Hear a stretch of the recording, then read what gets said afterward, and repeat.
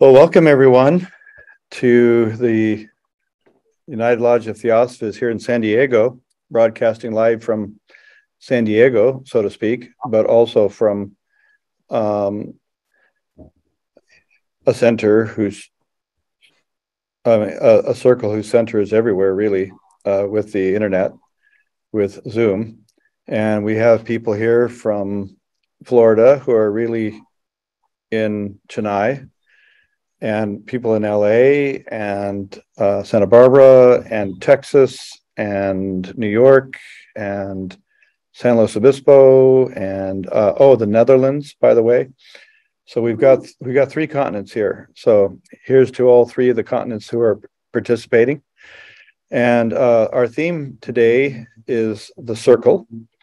And we have a very able presenter in Kirk Gradin, who says he had a lot of fun putting this together. So we're looking very much forward to this. And the quote for the week is, "It is necessary to concentrate on the center of a circle in order to expand its circumference."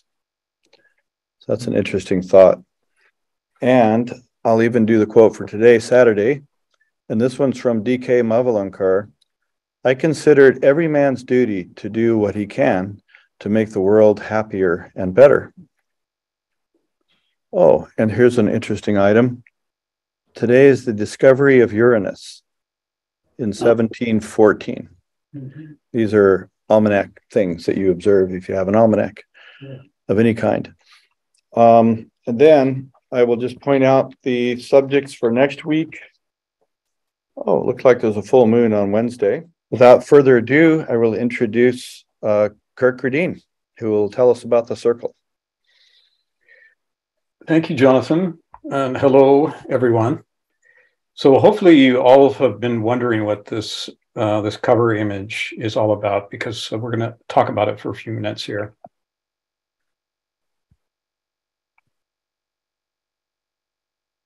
It's a map of the observable cosmos created by astronomers at Johns Hopkins University in collaboration with NASA, New Mexico, Washington, and Princeton universities. It's not an artist's rendition, but an actual 3D photograph based on telescopic captures and actual optical coloring. Released this year to the public, it represents 21 years of nightly multispectral data collection from the Apache Point Observatory and Planck satellite. Besides the many astronomers and astrophysicists involved, a team of computer engineers was needed just to invent and manage the new hardware and software technology capable of storing and processing the hundreds of gigabytes of data collected each night. Each dot is an actual galaxy or quasar, and over 200,000 are represented in this 10-degree thick slice of a 90-degree quadrant.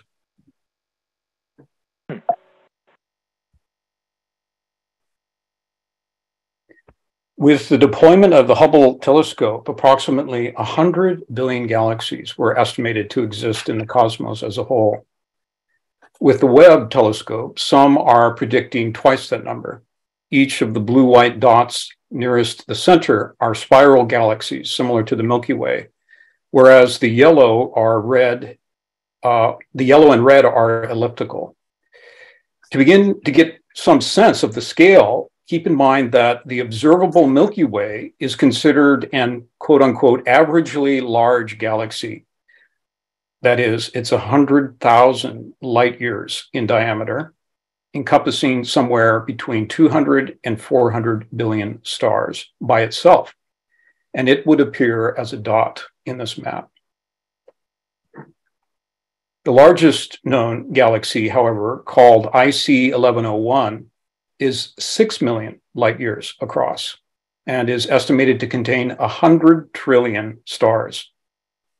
In a map of this size, IC 11 would still be represented by a slightly larger dot, hovering at approximately 1 billion light years away from the center.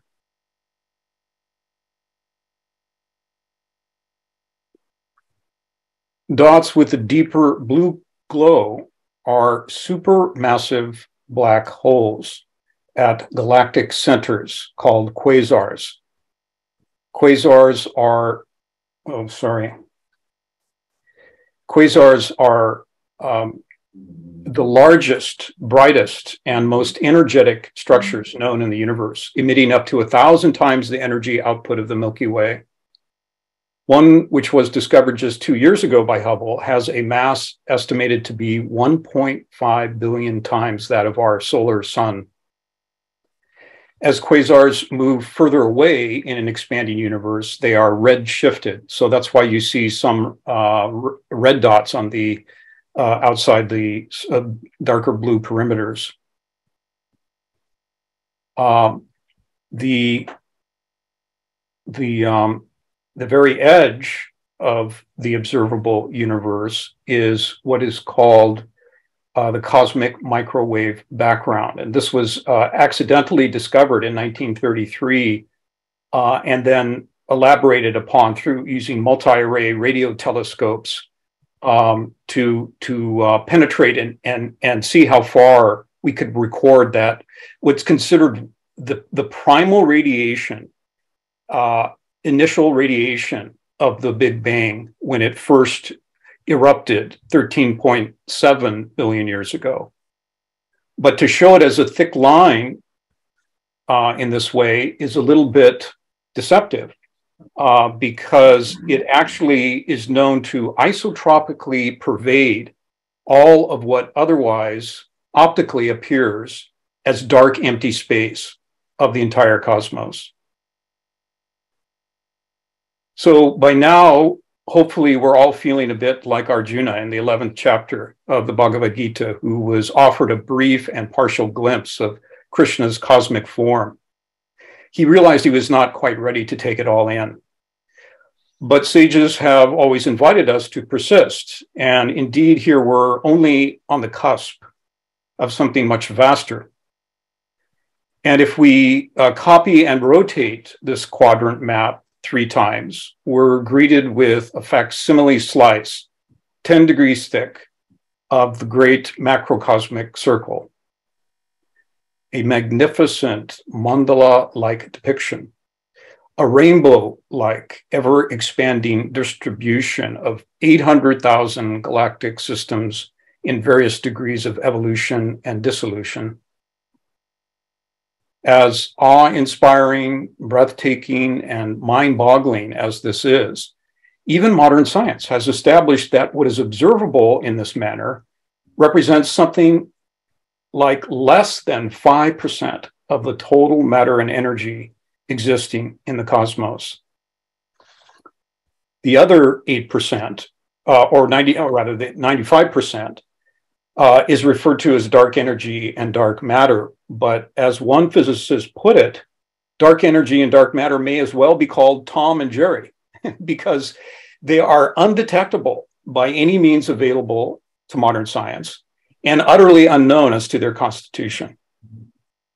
From the standpoint of the Platonic tradition, this is what you call real scientific progress.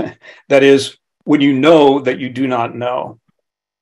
And some of the most brilliant pioneers of modern physics, microelectronics, and neuroscience go much further than this. As I tried to outline a couple of weeks ago at the Institute of World Culture in Santa Barbara, that there is a kind of Copernican shift that has been brewing over decades now in the direction of what's called panpsychism and panentheism, where consciousness, rather than what we call matter, is recognized as being the fundamental reality.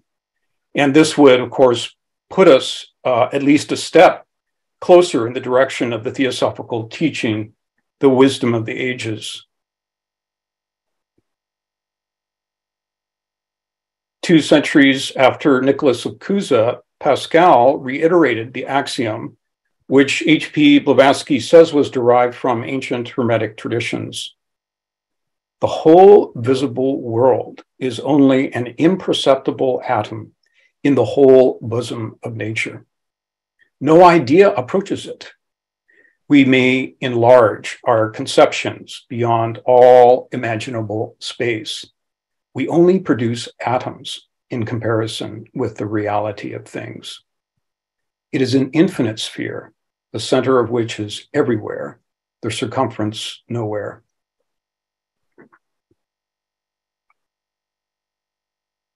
Theosophy speaks of a continuous line of enlightened seers extending back to the earliest races of nascent humanity, who both saw and understood the hidden dimensions of nature by following the path laid out by masters of wisdom from previous cycles of evolution.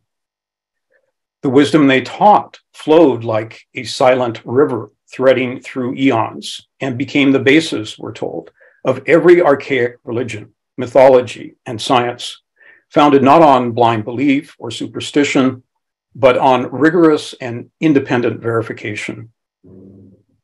Countless generations, we're told, of initiated seers and adepts verified the perennial truths of old, in which the visible plane, apprehended by the physical senses, is known to be the lowest and most illusory sphere of a much more vast sevenfold evolutionary scheme.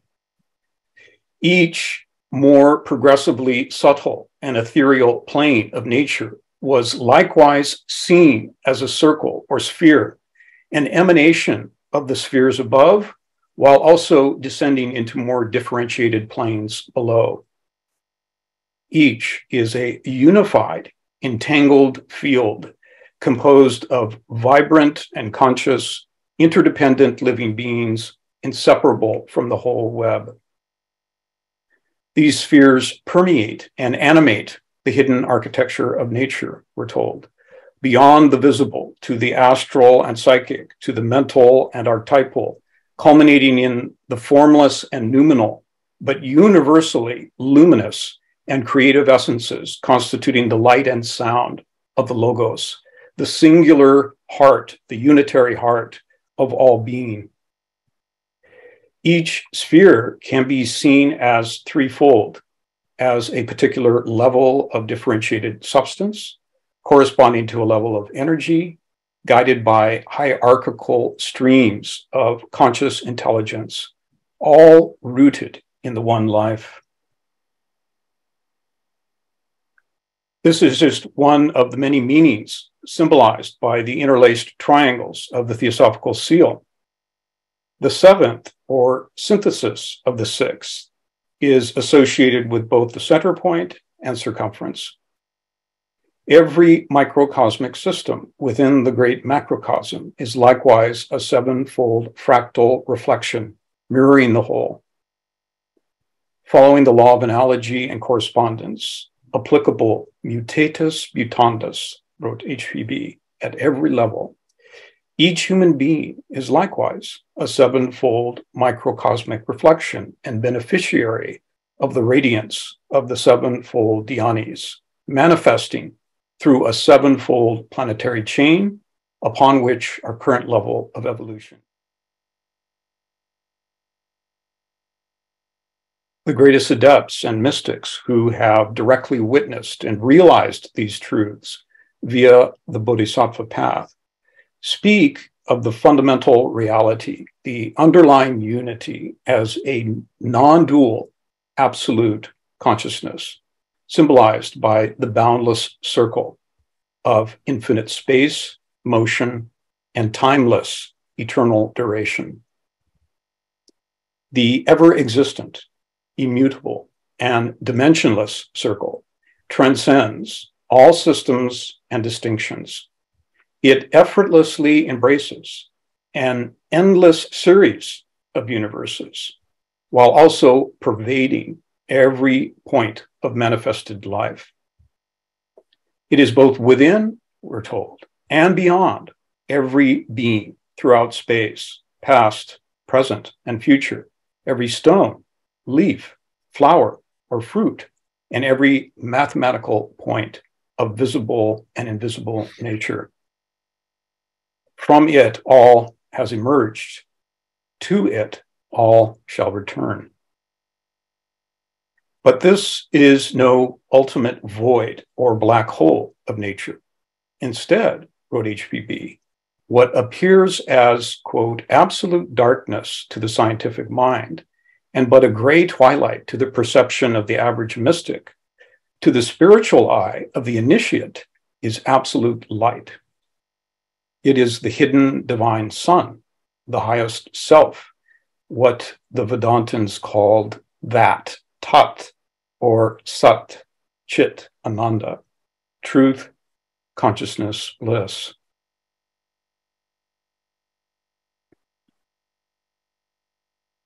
This begins to give us some idea why the circle can be found at the root of every ancient cosmogony.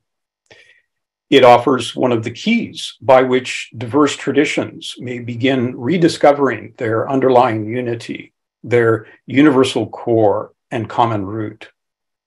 Central alike to philosophy, science, and mysticism, to politics, social structures, and the arts, the circle points to the unifying metaphysical foundations of all cultures by which humanity may begin to realize and act upon the central teaching of Theosophia, the living reality of universal brotherhood and sisterhood with every being and with every plane or kingdom of nature.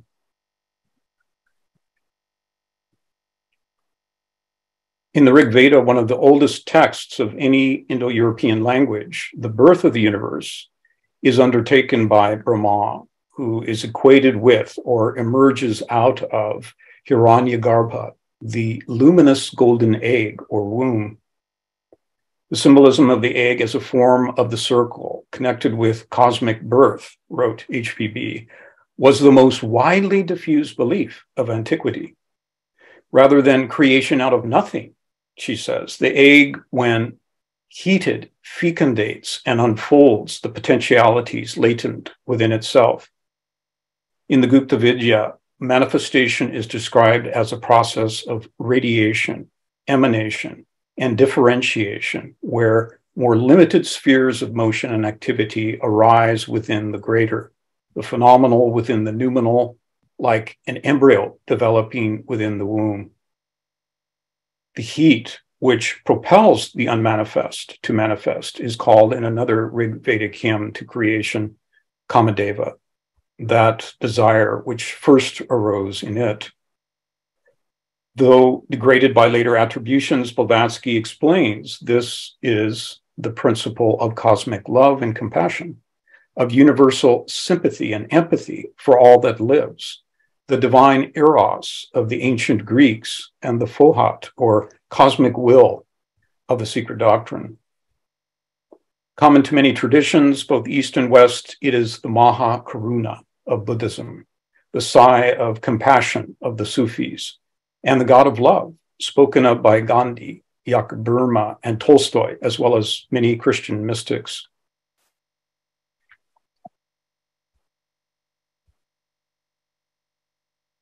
Via the natural outpouring of this boundless compassion, what is unitary and unmanifest becomes manifold and differentiated. In the Brahmanda and Bhagavata Purana of Hinduism, this unfoldment gives rise to 7 primary interpenetrating spheres or lokas, from above below. The formless, timeless, and undifferentiated descends into the time-bound.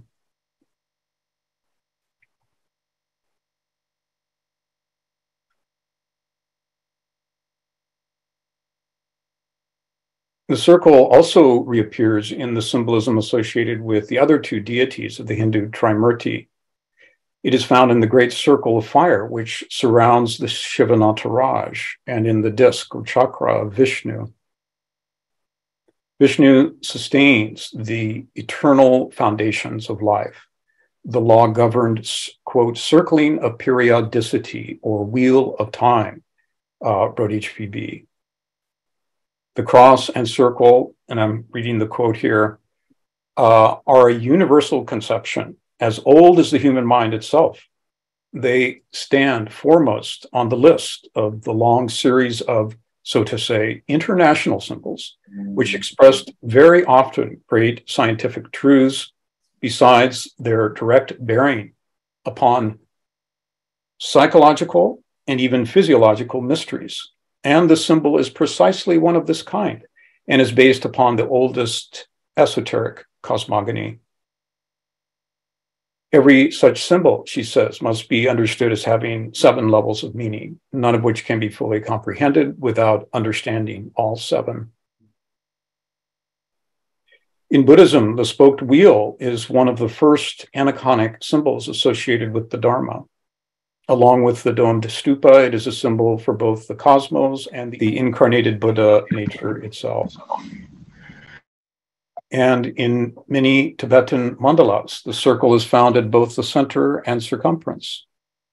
Here, the center is marked by seed syllables linked with the logoic Dhyani Buddhas, primordial and deific energies of enlightened consciousness, while the circular perimeter refers to the fiery circle of all comprehending wisdom and universal compassion, embracing all beings. In Middle Eastern and Mediterranean cultures, we find similar, if not identical, associations. With the ancient Egyptians, the sun god Ra is shown gestating within the egg of the universe, which he then also bears as a crown. The globe or egg and serpent, explained HPB, was with many nations a symbol of the self-conscious realization of infinity and immortality, spiritual regeneration, self-mastery, and adeptship. When found on Egyptian sarcophagi, it refers to the indestructible immortality of the soul in its passage through after-death states.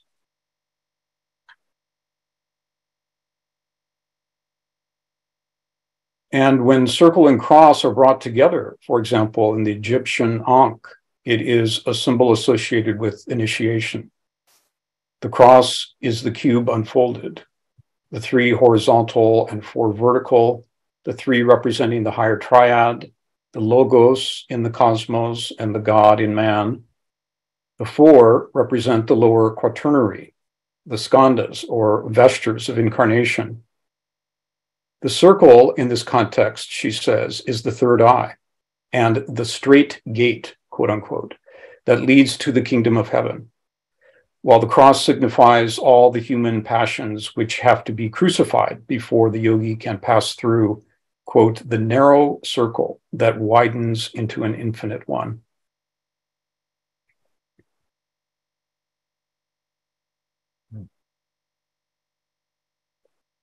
In the Zoroastrian tradition, Ormazd is an anthropomorphic representation of the firstborn, quote unquote, the universal sun, also known as Ahura Mazda, wisdom light.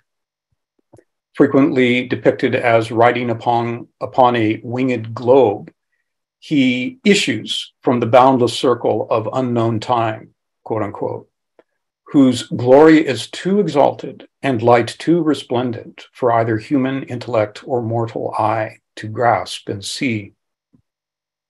He is the synthesis of the cosmic builders, the 7 Amesha Spentas in this tradition, each of which is linked to one of the 7 cycles of creation, the 7 domains of nature, and to one of the 7 primary virtues.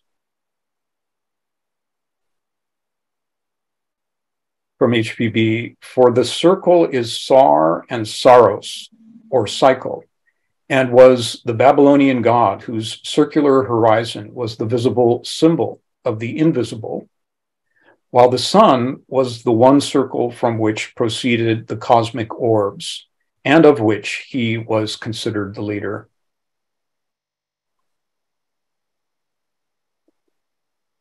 In the Jewish Kabbalah, as we know, the Sephira are the primary 3 and 7-fold emanations through which the universe came into being. Each is depicted as a circle or sphere in the descending hierarchy of the Sephirothal tree, while the unknown and boundless root from which all emanates, called Ein Sof, or no thing, also is referred to as a boundless circle.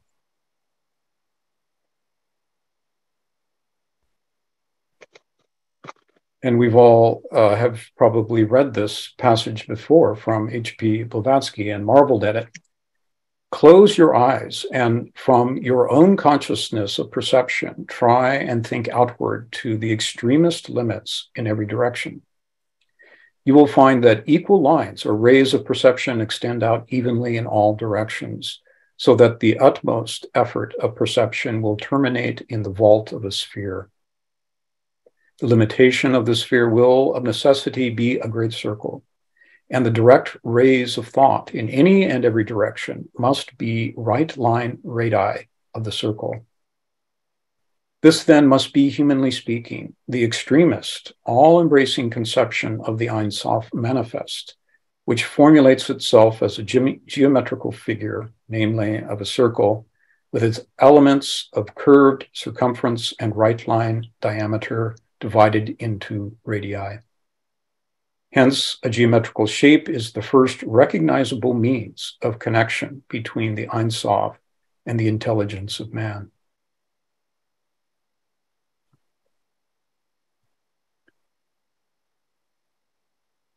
Here there's an important distinction to be made in esoteric philosophy, and HPB puts it this way. In occult metaphysics, there are, properly speaking, two ones. The one on the unreachable plane of absoluteness and infinity, on which no speculation is possible, and the second one on the plane of emanations. The former can neither emanate nor be divided, as it is eternal, absolute, and immutable. The second being, so to speak, the reflection of the first one, for it is the Logos, or Ishvara, in the universe of illusion, can do all this. It emanates from itself, as the upper Sephirothal triad emanates the lower seven Sephiroth, the seven rays, or Dion Chohans, in other words. The homogeneous becomes the heterogeneous.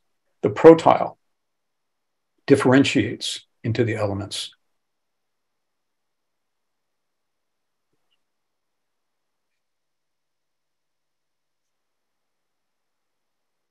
Pythagoras was one of the greatest adepts of Western history, who, in an age of growing spiritual darkness, founded a true mystery school in what is now southern Italy. According to Blavatsky, his philosophia was brought from the adepts of Indian sanctuaries and was none other than theosophia, a path of true self-knowledge through spiritual self-transformation in the service of humanity. It involved a discipline designed to awaken the highest moral and intellectual excellences, leading to initiation and theurgy. It was based on one of the oldest and most archetypal forms of the sacred science, that of number, geometry, and sound, culminating in direct cognition of spiritual verities. While Pythagoras drew a veil over most of what he taught, including the circle, scholars of Greek mathematics such as Thomas Heath and Thomas Taylor assert that the whole or much of the geometrical system codified 200 years later by Euclid was taught and known to the Pythagoreans. Heath called Euclid's Elements the greatest mathematical treatise ever written. But part of the beauty and wonder of it is that no numbers, measurements, or calculations are needed. The only tools are a pencil and paper, compass, and straight edge, and your undivided attention. All theorems and proofs unfold based on the inherent characteristics of point, line, and circle. Any person who's willing to take the time can learn the logic of an immense system with profound analogs to the cosmogenesis of the secret doctrine.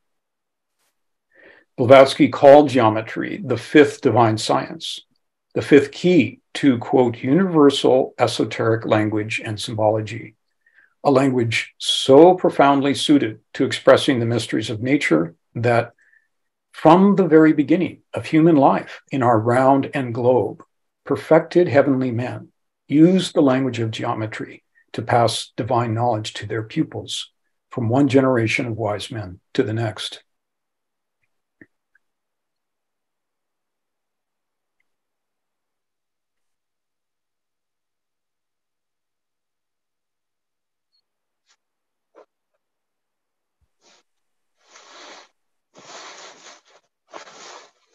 Sacred architecture is sacred symbolic geometry in one of its applications.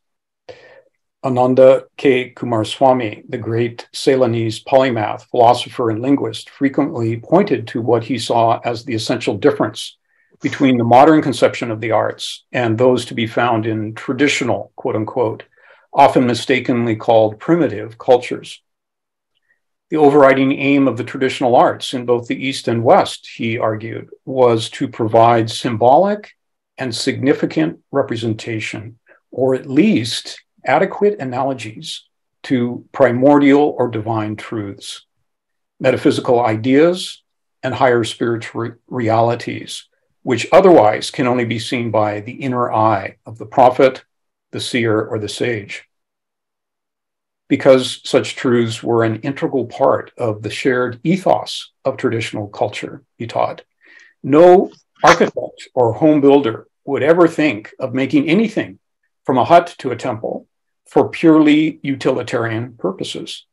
The division that is so common to us today between function and meaning, between the profane and the sacred, or the practical and the symbolic, was absent for them. And without understanding this fundamental fact, he taught, we will never even begin to approach an understanding of the ancient and traditional science of architecture. Not only will we fail to properly appreciate the magnificent temples of Asia, Egypt, and ancient Greece, as well as the great stone circles and cathedrals of the West, but we will also utterly miss the beauty and profound meanings of the simplest village hut, the teepee, the igloo, and the kiva.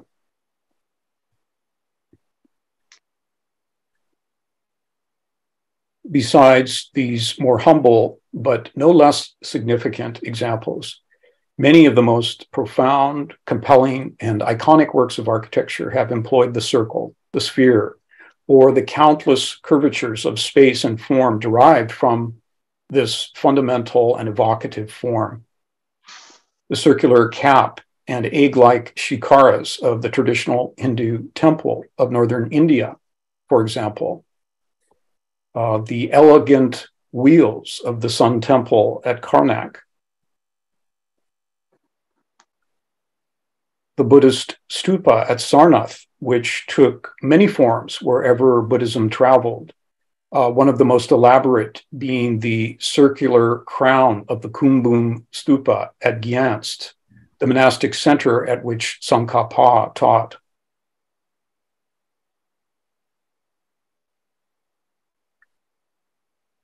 Another example of the spiritual genius of the Buddhist tradition in relation to geometry is the incredible 9-storied stupa of Java's Borobudur, designed for a 3-mile, 10-fold circumambulatory ascent.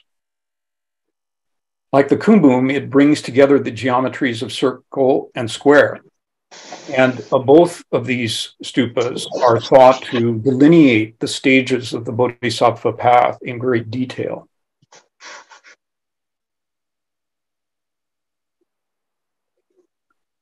The stunning and elegant geometries of the tiled domes of the Islamic mosque, a tradition whose links to Pythagorean thought are well established.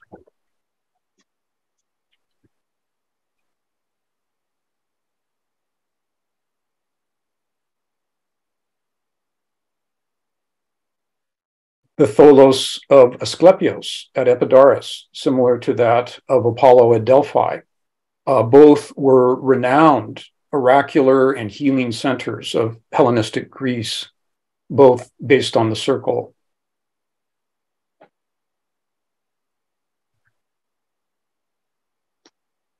The more than 1,000 stone circles of Brittany, Ireland, and France, the most famous, of course, being that of Stonehenge.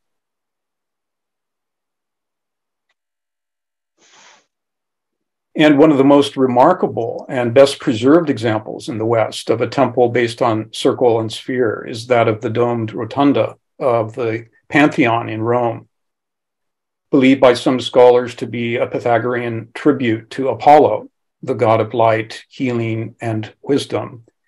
It is designed in such a way that a perfectly round sphere whose circumference matched the circumference of the interior walls would just touch and match the surfaces of the interior dome. Iamblichus states that for the Pythagoreans, the sphere was the most appropriate image of divinity and was called the monad, meaning perfect unity or the one, and was the source and origin of all other numbers and forms. According to Nicomachus, who was one of the earliest and best sources regarding Pythagorean teaching, Apollo was symbolized by the monad, whose etymological root of the word Apollo means without multiplicity. There are countless numeric associations in plan, section, and detail of the pantheon to Pythagorean thought, but most pertinent to the theme today is the oculus and the coffered rings of the interior dome.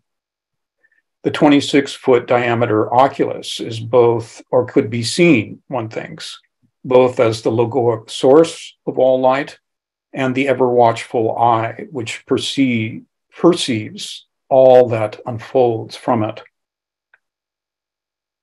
Radiating from the oculus are 28 massive ribs that articulate the interior of the cupola. 28 brings together 4 and 7. It is the number of days in the lunar month and is the sum of the numbers 1 through 7.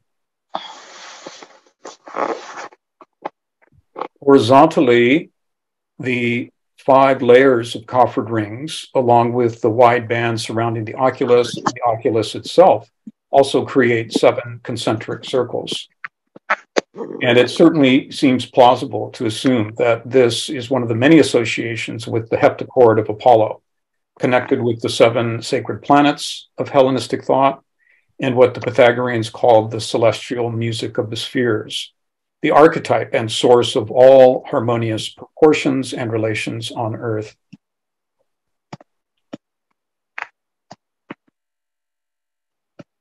And we're going to close with just 2 more quotes from the SD, which help to encapsulate in some ways what we've been discussing.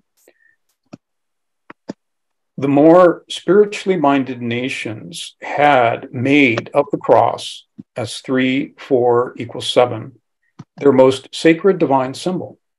In fact, circle, cross, and 7, the latter being made a base of circular measurement, are the first primordial symbols. Pythagoras left to posterity a glimpse into this truth. His school regarded number 7 as a compound of numbers 3 and 4, which they explained in a dual manner. On the plane of the noumenal world, the triangle was, as the first conception of the manifested deity, its image, as Father, Mother, Son, which he later connects with Atma Buddhi Manas. And the quaternary, the perfect number, was the noumenal ideal root of all numbers and things on the physical plane.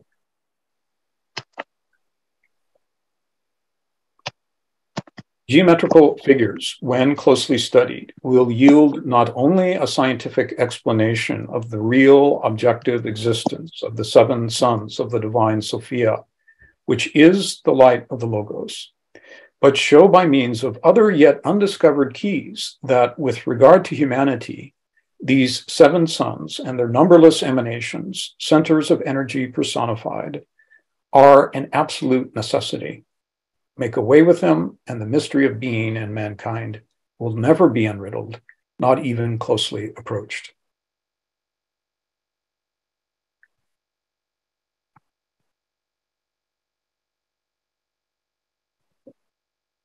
So we have about a half hour or so for questions and discussion.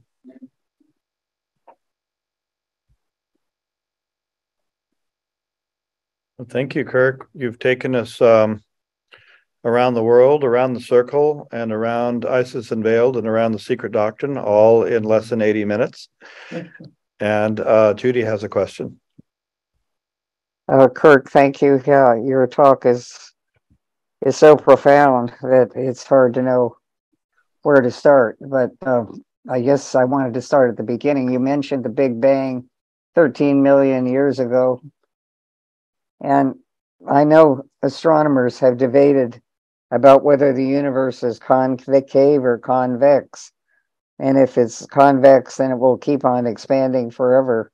And this has given materialists cause for pessimism, although we know space is not empty. As theosophists, we're far beyond that notion.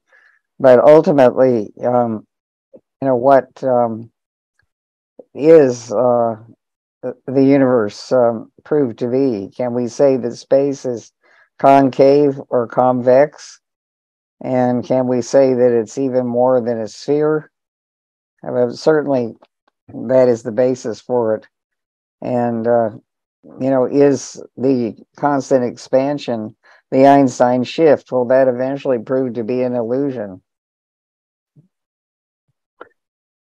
Well, yeah, we're certainly no experts on contemporary physics, but just a couple of comments there, because we did read recently a paper by Penrose where he was taking the position because of this, not only the continued expansion, but the acceleration of the speed at which the universe is expanding is now known to science. It's speeding up. It's not running down. It's not slowing down. It's speeding up. And he proposed a and also everything is moving away from everything else, right? At least from our point of observation, that's the way it appears. So it's like a balloon that is, moving outward in all directions. At least as far as we can tell, and no doubt there is an illusory aspect to what we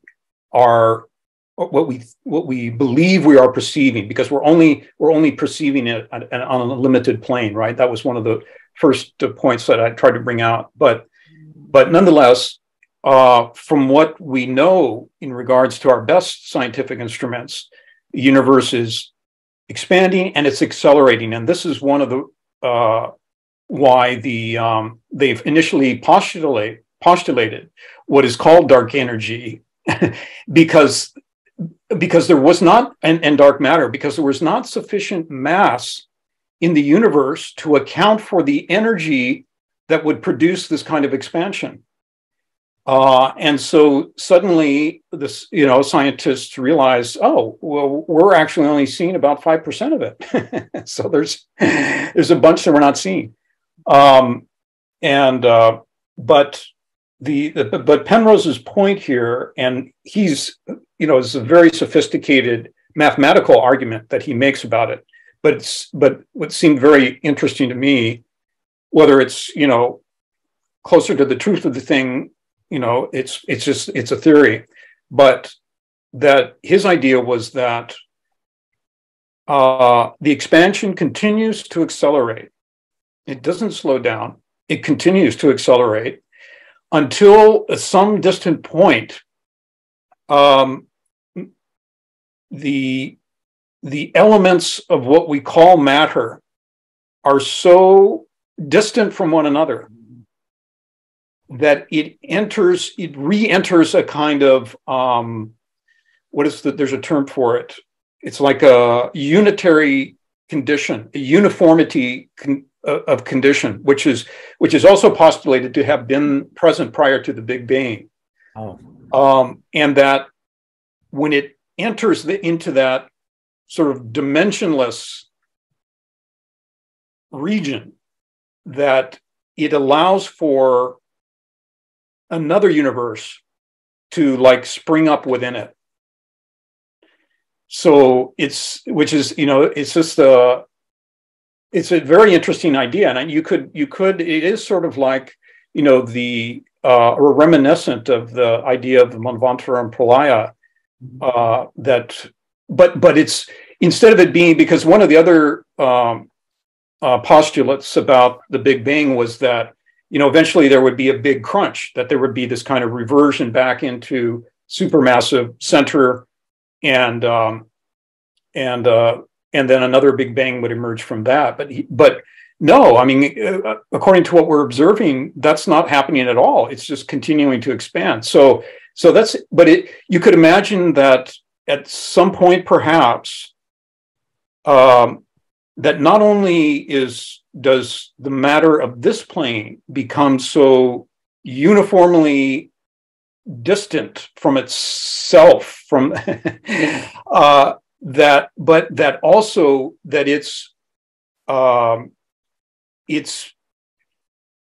moving into co-adonition with, or consubstantiality, rather, that's the word. Everything is already in co-adonition, but it would move into consubstantiality with the more subtle planes, that would be part of the process of moving into pralaya. Not only is this kind of dissipating of the energies, but they're also being transmuted and raised into higher levels of energy, right? So, and that's the sort of the pictorial, that, very sort of outline, crude pictorial that we're given in a number of places in the SD of this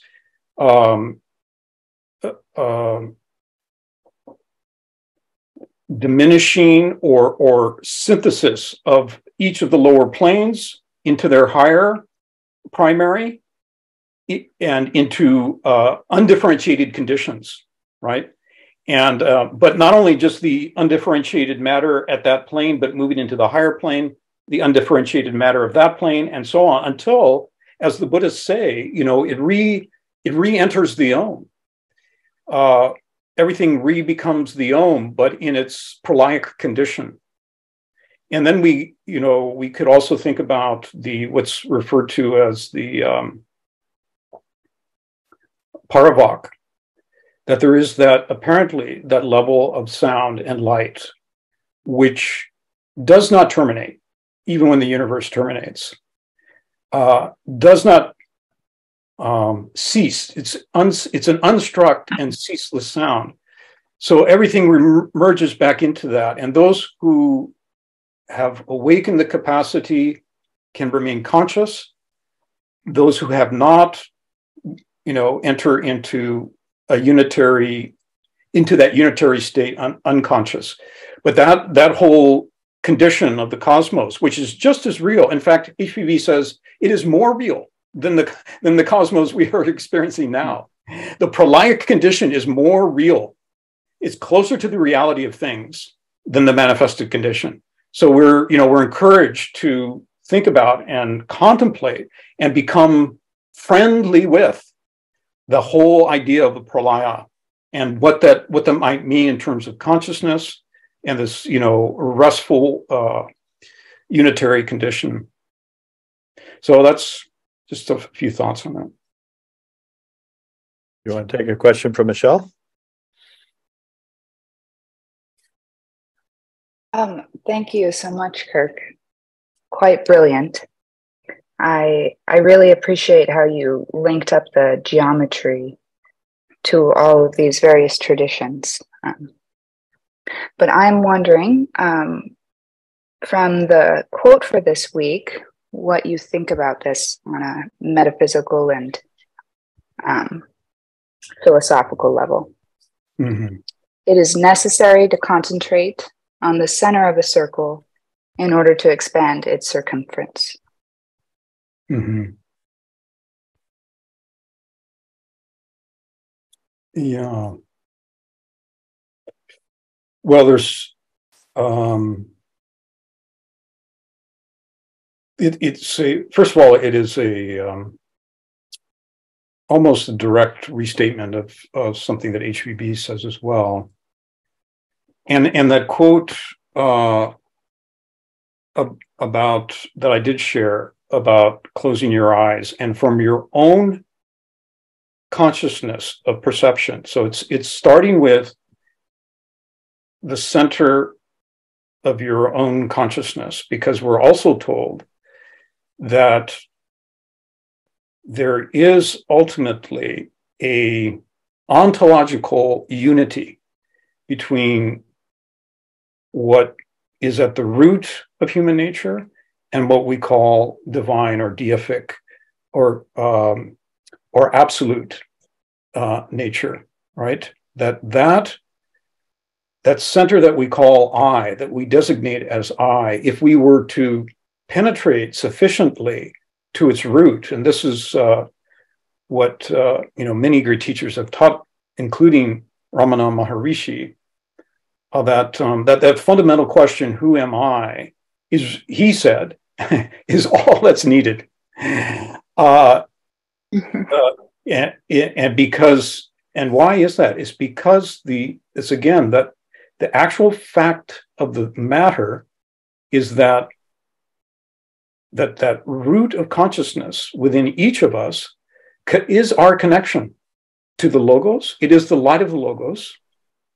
And it is only through that light that we will be able to apprehend and comprehend the deeper, spiritual realities and verities of invisible nature.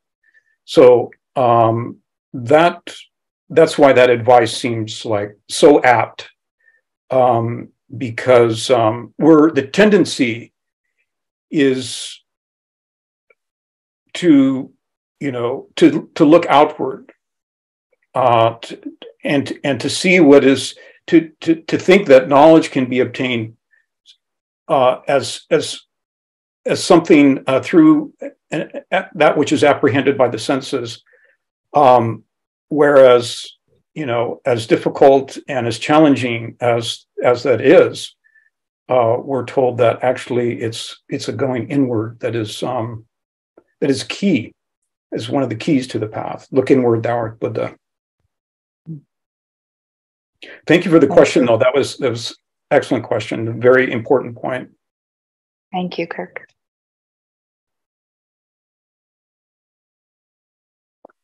Nathan.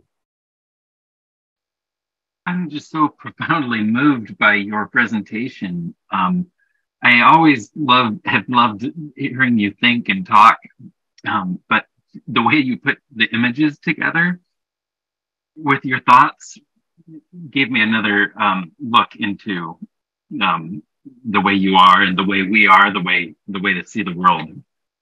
Yeah, you really did take us all around the world, all around the cosmos with the circle. I just want to pick up on the point you made about how, the restful period, the pralaya, could be the most real. And I'm going to make an effort just to make some comments about that. I don't feel like I can do it justice or to what you've shared, but,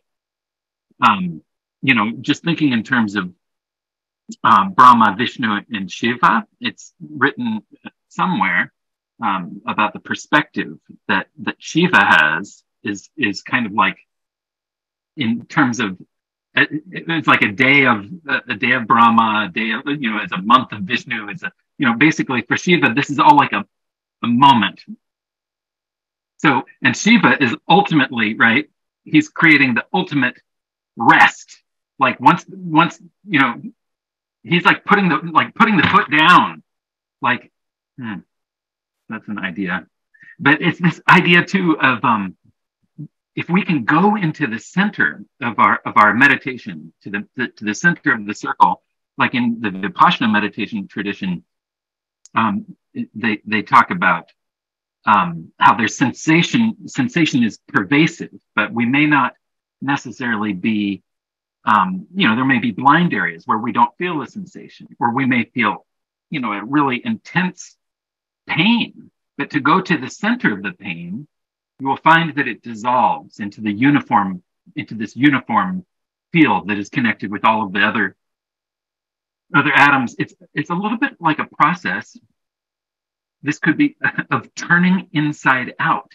This sounds incredibly, almost like on a cosmic level, very challenging. If you reach that level where we're talking about the consubstantiality idea, and another universe has evolved. That's the thing. But it's related to the circle. You said a quote about a circle opening to a larger circle. It's almost like some kind of a realization of rest. Thank you so much, Kurt. Thanks, Nate. Jim Tepper.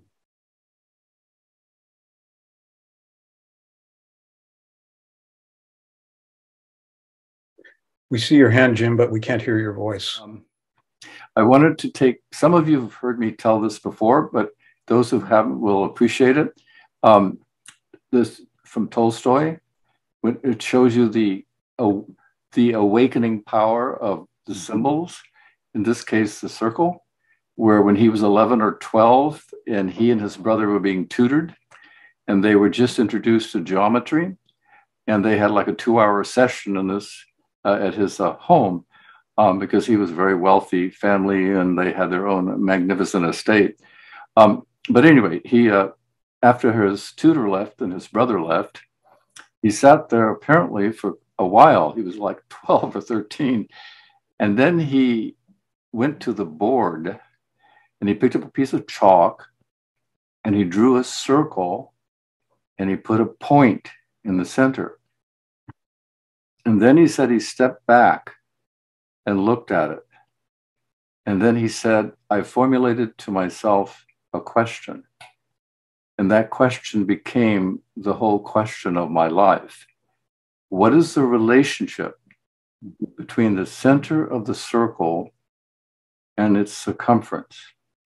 In other words, what is the relationship between the finite mind of man and the infinite mind of God?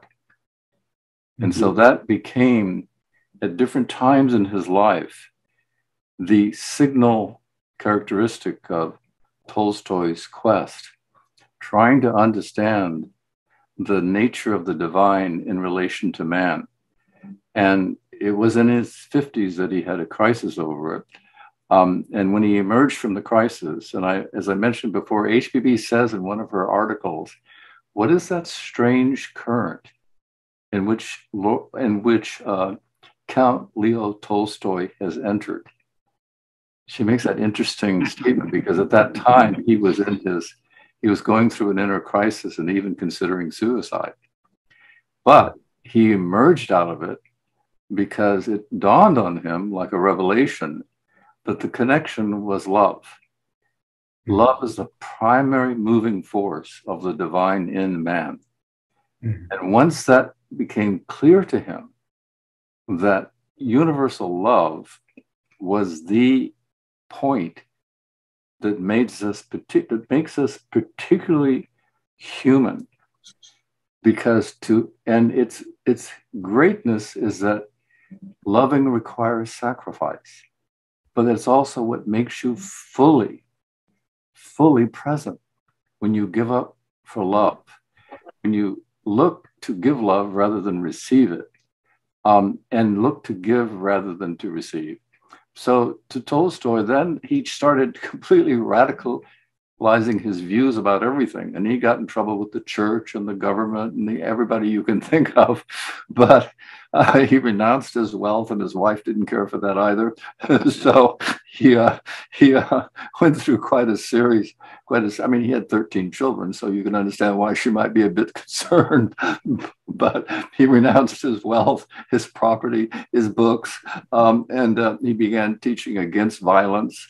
And and then he started studying Christianity. He learned Greek. He studied Buddhism. He studied, you name it. And he came to the conclusion, yeah, it's in every single basic religion. You bridge between yourself and the divine, the center and the circumference, or the circumference and the center, when you expand love. And so that was how he took that notion of the circle as a young boy, and it became the basis of a lifelong quest. Yeah, that's beautiful, Jim. There's just a couple of comments about that. Tolstoy's book, The Kingdom of Heaven is Within You. Yeah. That is one where it's a very short little paperback that is a very easy read, and would recommend it for anyone, because he somehow is very convincing in explaining exactly what you're saying, that love is the primal nature of God.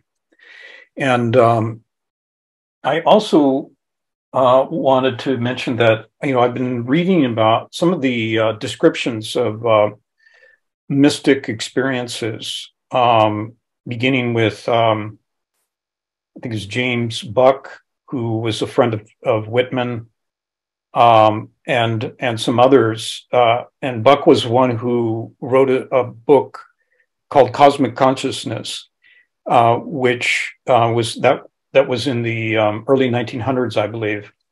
And I believe he coined the term, but he had one experience, one very deep mystical experience, which happened on the evening after he had been visiting with, or it was the same evening, he had been visiting with Whitman. He was riding home in his buggy and thinking about the poetry and the philosophy that they had been talking about.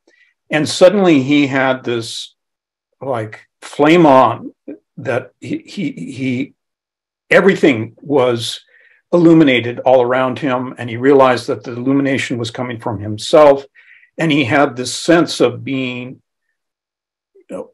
seamlessly at one with the cosmos itself, and which he described as love. To him, that's what it was. It was sympathy, empathy, it was unity.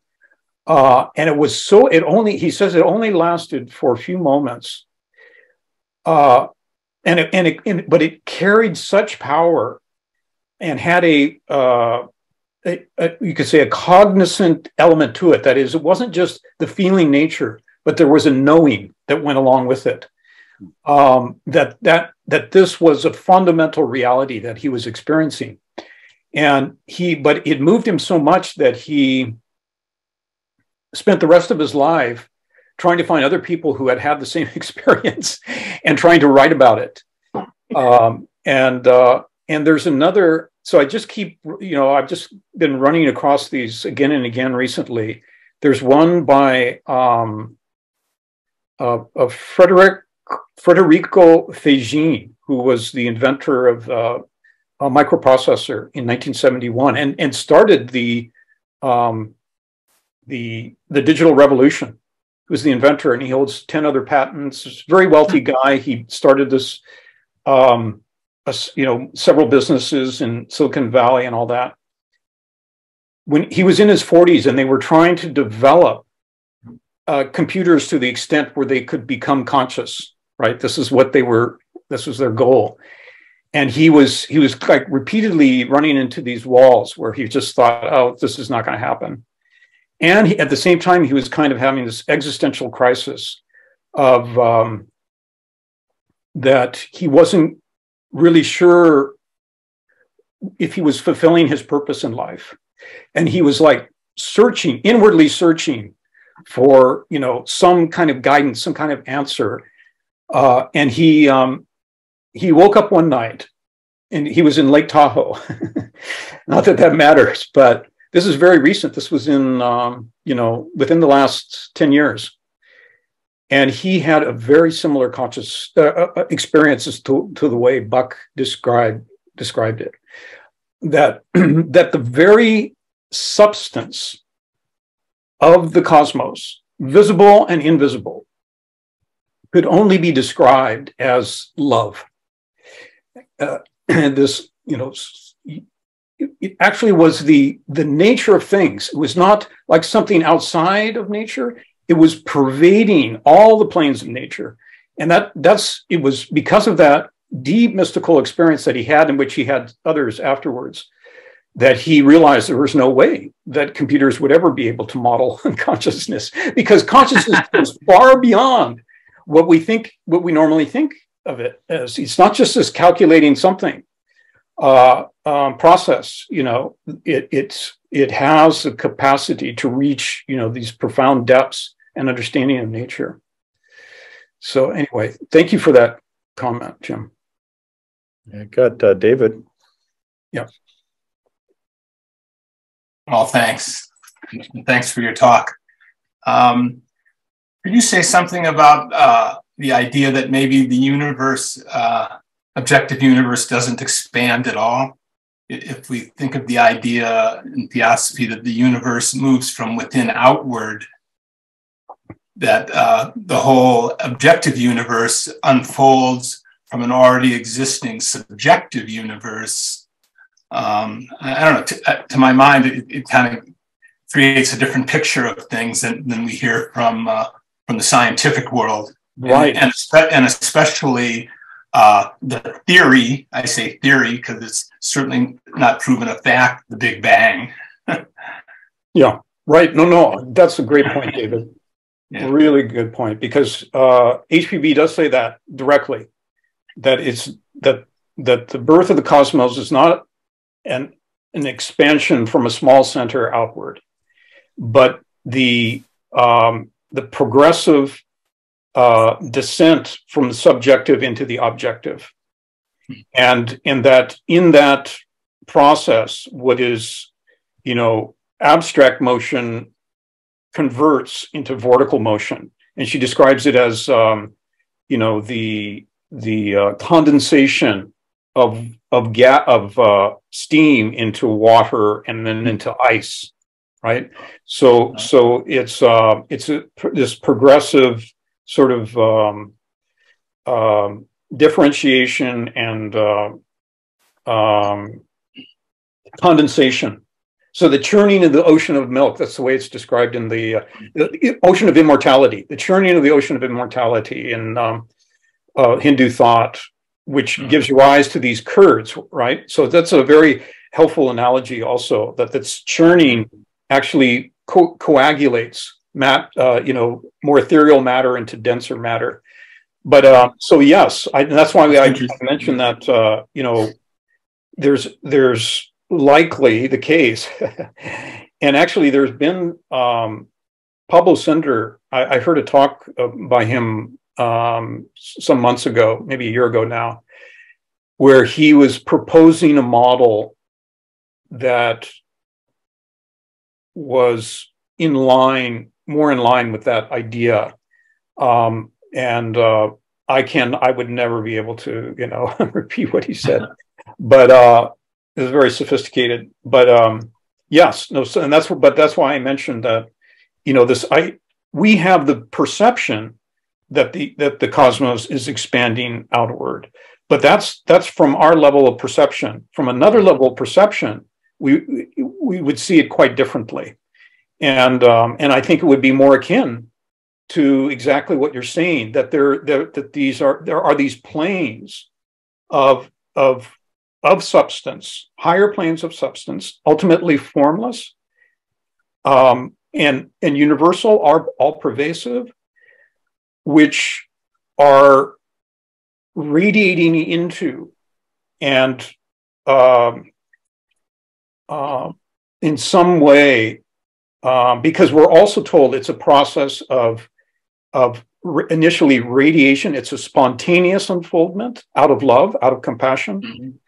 But then once the dhyanis enter into it, it's an emanation. So they become the conscious instruments of the design in the divine mind, right? And then it becomes and those emanations in their turn become emanating centers as well, ultimately reaching into our plane. So yes, I think that would be part of the theosophical conception that's actually an illusory perception that the universe is expanding in the way we think it is. So I'm so glad you mentioned that. We've got thanks for your exploration of that. Really, we got a question here in the hall here in San Diego. Ken, did you want to? Can you hear me from here? Can you hear him? Yes. Hi, Ken. Okay, good. I'm a few feet away from the mic. One thing with this astronomy is the idea of the speed of light. So whenever astronomers look out into space, you're talking about, a billion years ago, or, the background radiation of 13 billion years ago. It's actually looking at something, it took that much time, those billions of years for that light to reach our telescopes and our eyes. So we're really not looking at the present state of the universe, but looking at a historical state of the universe in the past, given that we're in this universe of four-dimensional space-time. So there's a weird question and maybe a clue as to what's going on with these emanations, that we're really looking into the historical past. I mean, even the sun is 8 minutes away from the Earth by the speed of light, and Jupiter is 45 minutes away, just in our little solar system. So we're looking at what it was a while ago, not like what it is right now. And given the nature of time and space and all these things, there's a great curiosity. And I think there's a clue here somehow that connects to these radiations and emanations. What was the last point? That there's a what? There's a clue. There's a hint of deepening understanding and leaping from the scientific observations towards the theosophical divine wisdom, the ancient wisdom, and the sense of a geometrical universe, and a sense that consciousness is the beginning of it all, and that what we're looking at, this kind of myopic universe that we're seeing with stars and quasars and galaxies, is something that is historical. And then we switch it to the idea that it's accelerating. It's accelerating through time, but it's accelerating through past time, and not present time or even future time. Are you saying that because of there's so much of our perception involved, therefore that points to the idea of unfolding from subjectivity? Yes. And getting back to the idea that science can maybe leap forward to the idea that consciousness is the primary function or the primary essence of the universe that we're in. What do you think, Kurt? Yes. Well,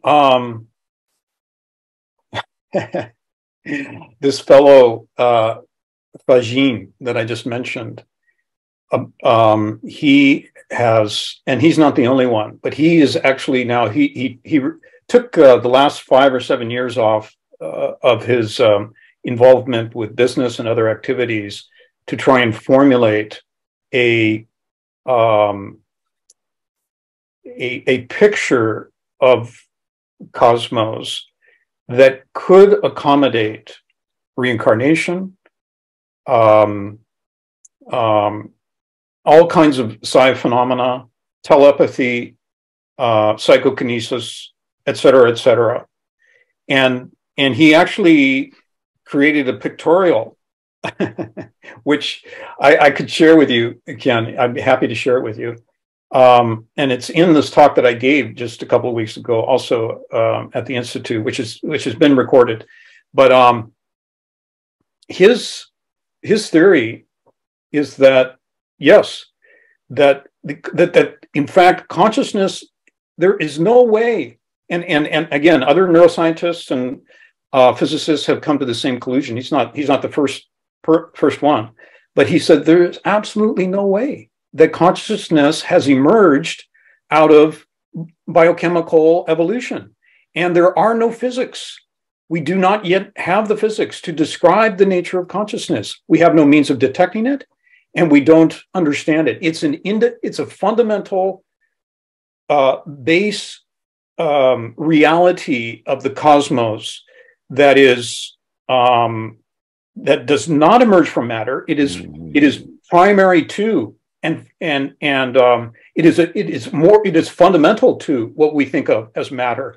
So he has this pictorial, and in fact, he says it must have also, since it didn't emerge out of what we know of as classical or quantum physics, there's no explanation of how consciousness could have emerged out of that or out of biological evolution. So it must be its own independent reality, and he says it must have also existed before the Big Bang. And so he has this pictorial, and he calls it the one that existed before the Big Bang. And then there's the one that is manifesting, which is also transcends what we call quantum physics, and also transcends what we call classical physics. Those components are within that manifesting one, but they're they're entities in themselves. They're forms of knowledge and ways of viewing that are do not accommodate the real nature of consciousness, even as it manifests in the cosmos. So anyway, that's there's a lot that could be said there, but he's really one of, I think, a real pioneer, and he was himself a materialist. That's the other remarkable thing. That these leading edge guys who are on the forefronts of, computer technology, neuroscience, et cetera, they're backing away from all these predictions about, we're going to have a conscious computer at some point. No, because they're realizing that there's consciousness is fundamentally different. Yeah. Anyway, you got me started. Yeah, thanks for that question. Did you say his name again? And where could I find the video? Federico Fagin. And if you go to the IWC in Santa Barbara YouTube channel, go to YouTube, IWC in Santa Barbara. It's all one word. And go to the recent videos, and it's recorded. It's exactly on this theme, Ken. Exactly on this theme. So yeah, thank you for raising that question. That's been a focus of my whole adult practices. Thank you. Oh, so I would like to just thank you, Kurt, infinitely. Thank you so much. I would like to kind of close things with actually two quotes, if it's okay here.